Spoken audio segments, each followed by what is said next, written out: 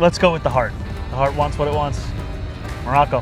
আসন্ন 2026 ফুটবল বিশ্বকাপকে ঘিরে যখন বিশ্বজুড়ে জল্পনা কল্পনা তুঙ্গে, তখন এক রোমাঞ্চকর ও সাহসী ভবিষ্যদ্বাণী নিয়ে হাজির হয়েছেন নিউ ইয়র্কের মেয়র জোহরান মামদানি। ব্রিটিশ সংবাদ মাধ্যম দ্য গার্ডিয়ানের বিশেষ প্রেডিকশন গেমে অংশ নিয়ে নিজের টুর্নামেন্ট ব্র্যাকেট প্রকাশ করেছেন তিনি, যেখানে প্রথাগত পরাশক্তি ব্রাজিল, আর্জেন্টিনা বা স্পেনকে বুড়ো আঙুল দেখিয়ে তিনি দাবি করেছেন এবার ইতিহাস গড়ে প্রথম আফ্রিকান দেশ হিসেবে বিশ্বকাপ ট্রফি উঁচিয়ে ধরবে মরক্কো।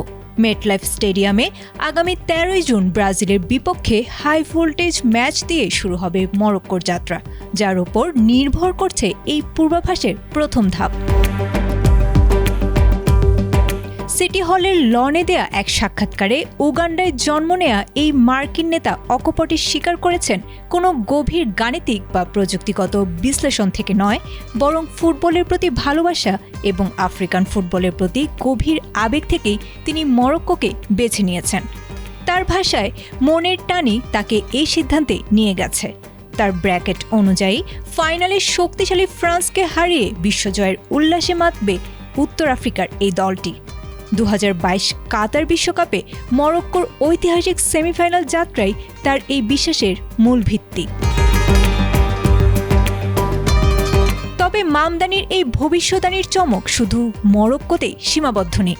তার হিসাব অনুযায়ী 5 বারের বিশ্ব চ্যাম্পিয়ন ব্রাজিল গ্রুপ পর্বেই জাপানের কাছে হেরে শেষ 32 থেকে বিদায় নেবে। অন্যদিকে ক্রিশ্চিয়ানো রোনালদোর পর্তুগালও নকআউটে প্রথম পর্বে ছিটকে যাবে। স্বাগতিক যুক্তরাষ্ট্র, কানাডা ও বেলজিয়ামকে হারিয়ে কোয়ার্টার ফাইনাল পর্যন্ত গেলেও তাদের পথ রোধ করবে ইংল্যান্ড।